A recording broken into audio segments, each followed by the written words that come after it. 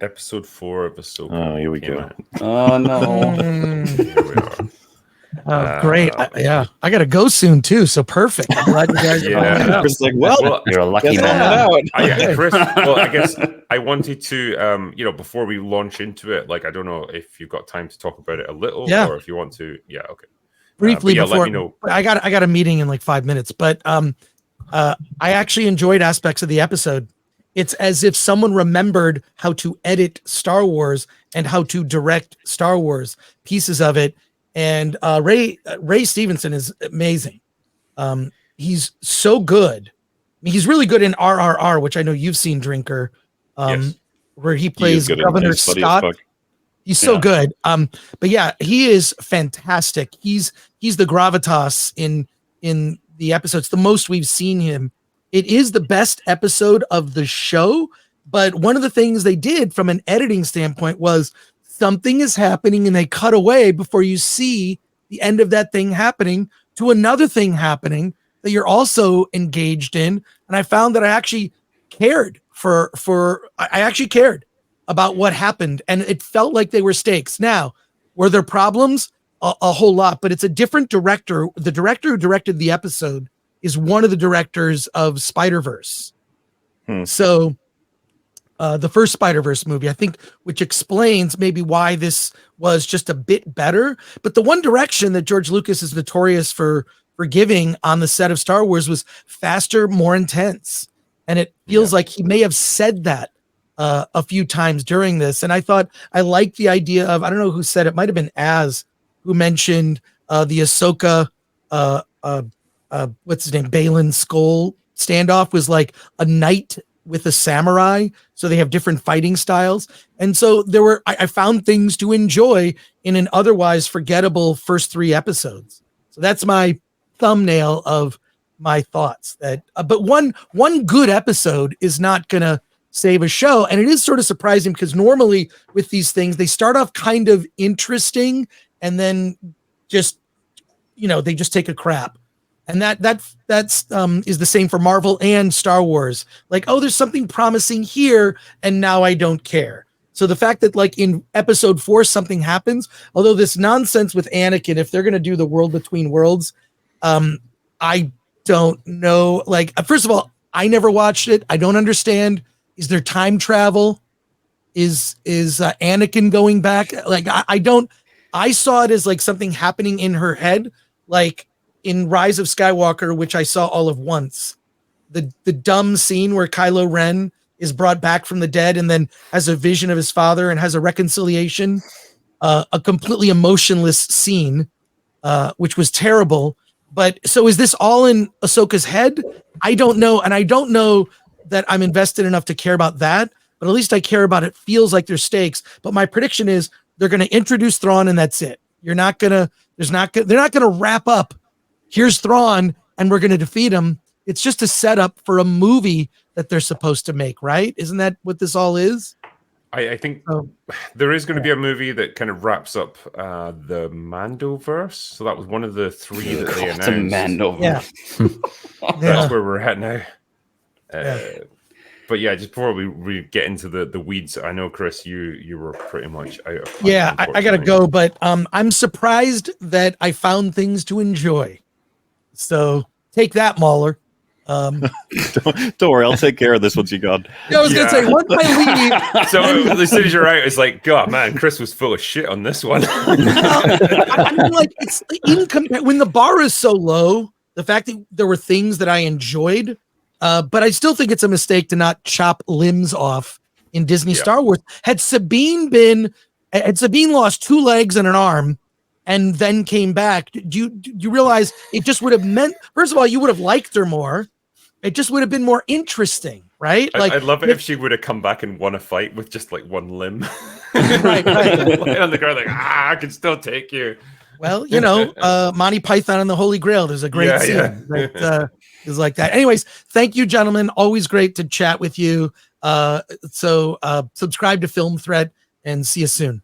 Thank you, man. And yeah, the link to Film Threat is in the description. So please, if you're not subscribed to them already, give them a follow. Cool. Do awesome work. Thanks, Take care, Chris. everyone. Get you on, dude. Movie Cynic and Metal Commander. And Mahler, love your Yeah, Of same. course. Appreciate it, man. Goodbye. Yeah, now that Chris is gone, we can really talk about the show. I think I'm on this. I'm the flip side of that perspective on this episode, because I think what he was saying is that it was basically good with a few issues, whereas I'm like, it was basically still rubbish, but with a few good bits here and there. Agreed. Yeah, I mean, it's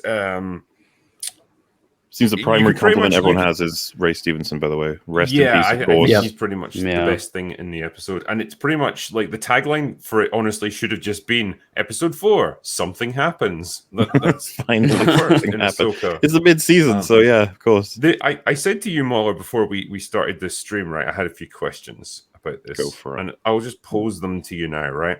hmm So Morgan has been in possession of the star map bullshit thingy that lets them go to the other galaxy, right? It tells them exactly how to go there. But she Either in waited possession until, or she was simply aware of where it was stored.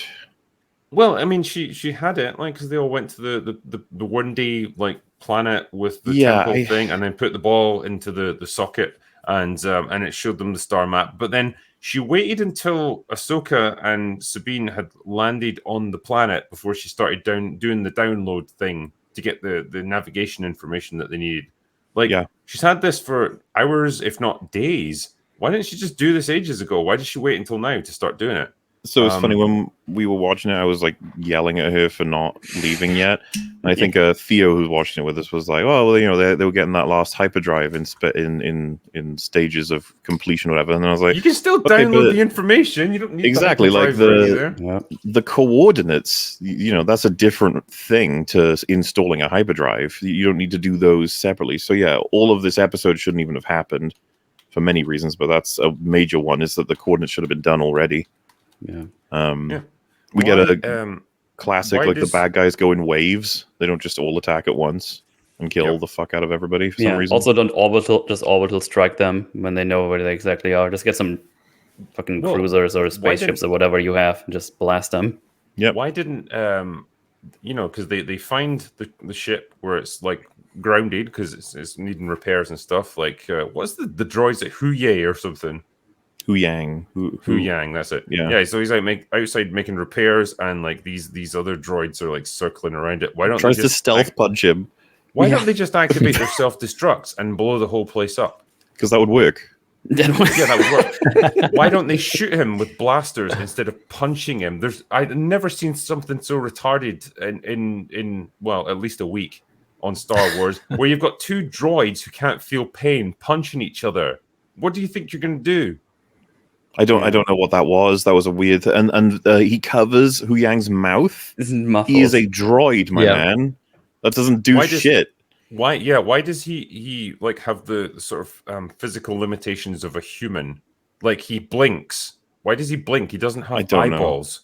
And why Yeah, can't and he like you say, he contact? He, needs- has to cut the lights or whatever to alert everyone else. It's like, why can't he just contact them? Why doesn't he have a comms built in? No, Yeah. but he's getting his fucking head slammed against the hull of the ship. Like, can't they hear him? They're inside the ship. It's also great because like Ahsoka was watching into the woods in the direction they came from like a couple of minutes ago, and she didn't see anything. And it's like, let's just go inside. And then right after they go inside, Yeah. they just appear. It's like, we're here now. It's like, how did you not see them? They couldn't be that far away. Doesn't the ship have cameras or external sensors that could Nope. sense threats approaching? Because, like, I don't know about you guys. If I sort of crash landed on a planet like this where I knew there was enemy forces in the vicinity, I would want like a constant watch on my perimeter, because that's what you would want to do. You'd want to know if someone tries to sneak up and ambush you. Especially But if you just got also- shot down by the enemy and landed near their base that you know is there because it's like 15 clicks away or whatever the fuck it was. I just It's like, yeah, we're just and I going to love go as well inside and because talk about our feelings. that's what I was about to say. They know they need to get to this base, right? Because that's their best shot at like getting the map and like and stopping Morgan's plan before she can escape the planet, right? So what do? They spend like the next 20 or 30 minutes just getting ready, like putting their clothes on, getting the, like Sabine's getting all her nice armor on, and then she's looking for the right power cell for her guns, and then they have a little chat about their feelings, like you say. Don't you want to move with a bit more urgency here? Like, time is very much of the essence. And Yeah, they have no idea how long everything it could be takes just- to Yeah. get the coordinates or whatever. It could be done already. In fact, it should be done already. Should be. Because you could make this a nice, like, fast-paced, action-packed, tension-filled episode, like a ticking clock. We've got to get there to this base. That's our only shot at stopping them. We have to move fast. Instead, it's just like everyone moves like a fucking glacier. Yeah. It's just so Well, it's funny, slow. Once they're ambushed by the idiot droids that could have just shot at them from a distance but didn't for some reason, then they're like, all right, let's go. And they just like sort of run off, and you're like, oh okay, yeah, sure, urgency now. And then there's that awkward as fuck shot as though it's a play where they're running and then they sort of slow down. The camera reveals the two bad guys are right in front of them. I was just like, so they saw them ages away, just kept sort of jogging toward them, like, we're coming, don't worry, we're here for the fight, this is gonna be great. Yeah. And then there's a pause, there's movements, there's looks, and then the lady's just like going somewhere. Yep. Then they fight. This is, I guess, this is a question that comes up with a lot of Jedi fights as well. Like, when you have the ability to grab someone and just force throw them into a fucking like wall or something, like, why would you even bother like fighting them with a lightsaber? You can just pick them up and throw them. It's actually painful it happens when multiple times. There's a basic like respect for the audience's intelligence. I think that when we see Anakin fight Count Dooku in Attack of the Clones, I think if someone was to say, like, who do you think should win that? It's like, it's probably Count Dooku. I think he's going to be older, more experienced. I know Anakin is Darth Vader ultimately, but he's not yet, and he's still like a learner. So, and he wins. And you're like, yeah. And he's like, do you think you could take on both Obi-Wan and Anakin? And it's like, maybe, yeah, I guess. And you see that Dooku's very powerful, and he even makes comments about how that's why he's been interested in the dark side as well, access to more power than he's ever imagined. There's a basic like hierarchy where fans would have fun being like, oh, you know what? Mace Windu's the best swordsman out of like all of them, but Yoda's the best Force user, and then the Emperor's the best dark side user, blah, blah, blah. And it's like, okay, so who wins out of, I don't know, Crazy Lady and Sabine? And it's like, well, Sabine can't use the Force, and she's shit with a lightsaber compared to someone who's like, you know, a pro. So she should just lose. And she just consistently won't die.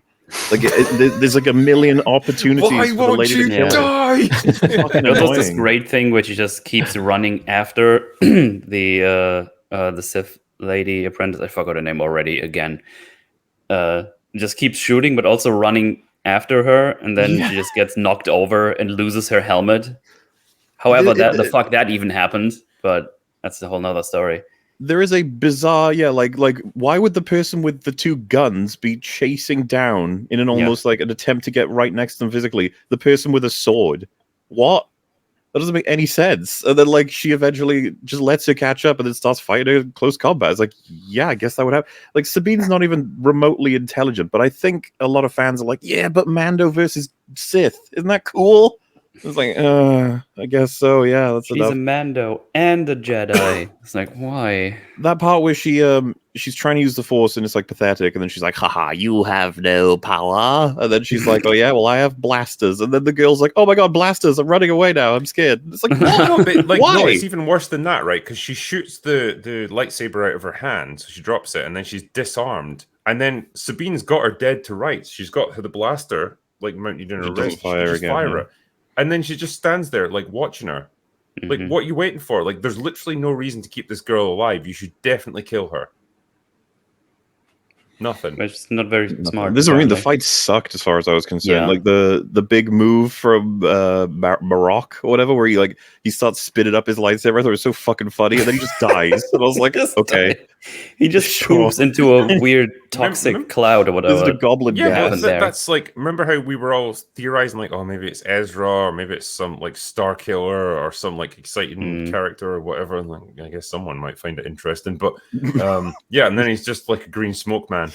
Yeah, like, he's a little fart and he's dead. Yeah, just farts into the wind and then just evaporates. I laughed so hard when that happened. I was like, what is happening? I just, you know, in the writer's room was Dave Filoni just like, okay, so she kills him, and then we get the reveal of who he actually is. Like, okay, Dave, who's he going to be? I don't know, he's just made of smoke or something, I guess. A lot of people are saying that it was like a Rian Johnson thing of like, haha, I made you think that you were going to be getting a character, but it turns out you get nothing. It's like, okay, cool, thank you. I guess, you know, you can do that if you want, I guess. I love as well. Like, they really don't know what to do with Hera in this season. No. Like, maybe she's going to do more stuff later, but like in this this so far, she's just been kind of hanging around ships and like arguing with people, and there's no real understanding of what she's able to do. Because like in her mind, she's got access to everything and nothing's classified from her because she's a general. But at the same time, like she apparently can't do anything. She can't authorize any missions or deployment of military assets anywhere, and she can't even leave the ship without permission.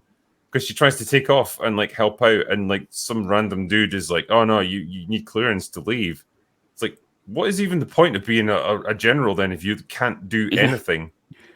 Then this random guy we haven't seen before is like, well, you figure out if they ask. It's like, Well, so this was the okay. thing. In the earlier episodes, my whole issue with Hera, and I think I brought it up on Past Open Bars, was that the second that the council say we're not giving you reinforcements, she should be like, very well. And then she walks out of the room very respectfully, and then, speeds up, and it's like, well, what are you doing? And then she's like, if they're not going to help me, then I got to go, because they're going to die, my friends, so I've got to get to them. And then you have that scene where she's walking by like a group of guys who are having some drinks or whatever, and she's like, calls them by name and says, I've got an incredibly important mission. Are you with me? And then they can all, like a camaraderie, like, is this off the books? And she's like, yes, very much off the books. And so they go with it. All of that technically happens in this episode. I was like, where the fuck was this? What took you so long? Just waiting like around 2 doing days nothing. to happen. And if she had arrived even 10 minutes earlier, then the whole episode would have been different. Yep. But oh well, she took fucking ages for no. And by the way, I know Mary Elizabeth Winstead can act too. What you doing, love? Why are you pretending like you're just a plank of wood? What's going on? Also, why did she bring her young son along Oh, on this dangerous because mission into enemy territory where they Peter could Parker easily get stuff. killed? Yeah, that's Spider-Verse exactly it. stuff. Like, Yeah. because she needs him. And for you know the what's fucking flying. incredible is like people still trying to argue against the point I made about Peter being a dumbass, like taking a baby along on an extremely dangerous mission. They're like, oh no, like it's you wouldn't have a problem if the baby was a boy or something. It's like, fuck off! Like you don't take tiny little children who can't protect themselves or anything. It doesn't matter if they're like the son of Spider-Man or whatever. Yeah. It's like you don't take them into a dangerous environment like that. It's the dumbest thing. It's like horrible parenting. One of my favorite parts is when the hyperdrive goes through them all, and two ships. You hear screaming from basically everybody, and two ships crash into each other, dead. And then it cuts to the kid, and he goes, "I have a bad feeling." It's like, yeah. Yeah, you're horribly It's traumatized like the for bad life. things. The bad things saw just people happen, die. son. Yeah, Give us those premonitions before the thing happens. those men dying in agony. That was probably a Yeah. bad thing. Yeah, good But yeah, perception. again, Probably it's knew just those like people too. dumb writing. Like they obviously have something in mind for that character, and it's just like, well, okay, she just takes him along on a mission, I guess. Like that's just the kind of mum she is. A terrible one. How lame is it that if you put those two, like the whatever her race is, I forget the names, any human, Twi'lek. you just get a boy with green hair. What? Yeah, That's yeah, it. Shouldn't he have like smaller tentacles sticking out of his head Yeah, or something like whatever? that. Also, you think yeah, it'd be like this how abomination, but no, it's just green hair. That would be so funny though. Just like, Bobby. I don't know. It reminds me of that like episode of The Simpsons. It's one of like, the Halloween ones, and it's taking the piss out of Harry Potter. And it's like I think Bart tries to conjure like a magical being into existence, and it's this horrible, deformed like goblin thing, like constantly throwing up. Like every moment I live is agony. Every moment I live is agony. That's what it needed to be. Yeah. I feel like Rosario Dawson as well. Like I don't know why, but I can't take her seriously in that makeup anymore. Oh, dude, I was so disappointed with her. I felt like I was being more critical of her this time than the direction, because when evil lady Shin pops up, that means to anyone who knew they were fighting, oh shit, so Sabine is dead. So that's a reality that she's supposed to represent in the form of a character being distraught, and she's kind of like, Sabine. It's just like, yeah, okay. You look like you're annoyed. Could you maybe let me know? Because like it's really important for me to understand what the fuck these two mean to each other anyway. But like it's so hard to tell because she's just not got much range for Ahsoka. Unfortunately, I don't know if that's what she's been told to do. Well, look, nobody in this fucking show has any range. Like the actress playing Sabine. absolutely disastrous. Like, Yeah. and I will never understand her thought process here, where it's like, she's got the ball testicle thing with the map in it, and Ahsoka's just been like flung off a cliff by Ray Stevenson, and he's like, "Join me. I promise I won't fuck you over and kill you when I get what I want." And she's like, "Yeah, sure, I'm convinced." It's like you've literally just watched him kill She's a Ahsoka, as moron. far as you know. Yeah, she's an idiot. But Yeah. that's fine. That's in line with everything we've seen before. If you remember, she's the reason all of this is happening. She took the map, she stole it, and then she let the bad guys take it from her. Yeah, None of this would have happened if not for that. And so That's again, like the idea of she's going to give him the map and then hopefully get to Ezra because that's all she cares about. It's like, yeah, fuck it, whatever. That scene, by the way, it's so frustrating to think that Sabine should be force wrecked by Shin the whole scene, but they don't do it. And you're like, fine, I guess we're not doing that. And then they show Ahsoka knock out Shin with the force. It's like, okay, Like this. I was like, oh, so it is that easy. That's good to know. because Thanks. once you open up that world of possibilities, like every fight would be nullified. You could just force pull inside someone's head and crush their brain, and just insta kill them. Yeah. Like once you've got the ability to do that, okay, like any of this stuff just seems completely redundant now.